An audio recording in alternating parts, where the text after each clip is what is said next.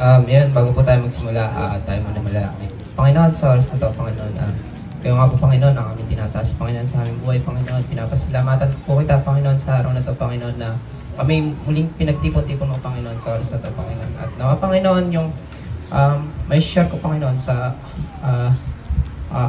oras na to, Panginoon, ay tumatak, Panginoon, sa kanyang puso at isipan, Panginoon. Sa iyo po, Panginoon, ang paborit ko sa salamat sa Panginoon Jesus. Amen. So, ayun, bago po tayo magsimula, sumakses na ba ang lahat?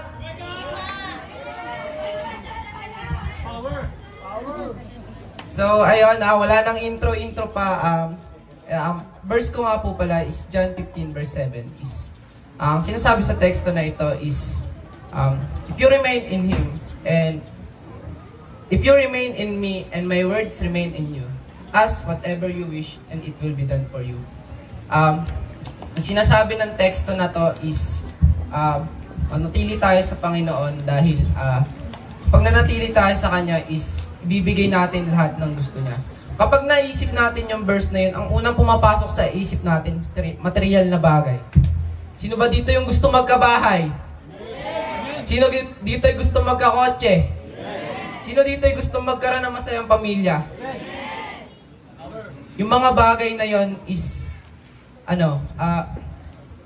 isa siya sa mga bagay na naiisip natin kapag naririnig natin yung verse na to. Pero ano ba nga ba yung mas matimbang sa kaloob ng Diyos bukod sa mga bagay na nabanggit ko? I think, or alam naman nating lahat, na wala namang mas hihigit pa sa buhay doon sa taas. Sa buhay na walang hanggan. Yung wala nang sakit, wala nang problema, at sumakses na ang lahat. Amen ba? Amen! So, ang first points ko po dito is, number one, always remain in Him no matter what the situation is.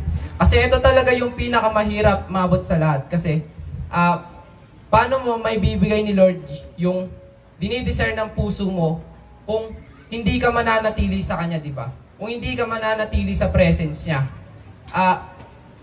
To do that, we must pray, matin ng church, at hindi lang basta matin ng church, kundi pag nilayan natin yung salita niya, ibahagi natin sa lahat ang pinaka-importante sa lahat dahil gusto ng Panginoon na hindi lang tayo maligtas, kundi ibang tao pa na hindi na pa naaabot at hindi pa na pagkakalooban ng salvation na dapat para sa lahat. And yung next natin is yung break the matrix. Madalas natin itong marinig. Ano nga ba yung matrix? Yung mga trend, makamundong bagay na hindi na dapat natin pang binabalikan kasi nakilala na natin yung yung Panginoon eh. Ano pang saysay nung pagsuko natin ng buhay, nung pagtalon-talon natin, nung pagbabaptize natin, nung pagtalikod natin sa nakaraan, kung yung mga bagay na yung dinadala pa rin natin. Diba? Nasa ng sense. And number 3 is never go back. Huwag ka nang bumalik pa kasi pag bumalik ka pa, masakit na at higit sa lahat, papahama ka.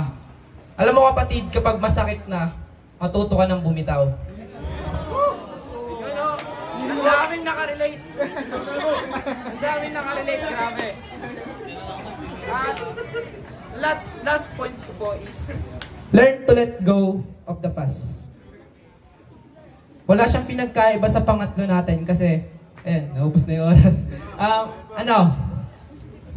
Isa kasi siya sa pinakamahirap.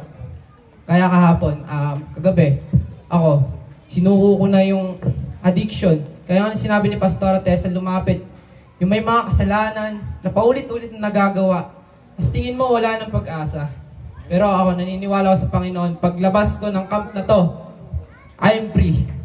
Kayo pa, sa sarili nyo, ano ba yung mga bagay na kaya nyong i-let go para sa Panginoon? And sa last points natin is, yun nga, sabi ko na pala, learn to let go of the past.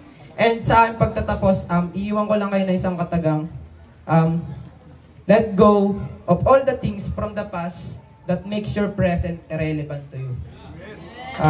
Yan lang po, glory to God. Kayo po manalangin, Panginoon, salamat po sa oras na ito, Panginoon.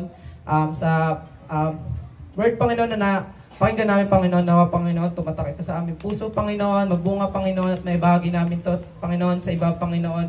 Pinupuri ka namin, sinasamba at pinapalangin sa pangalan ni Jesus. Amen!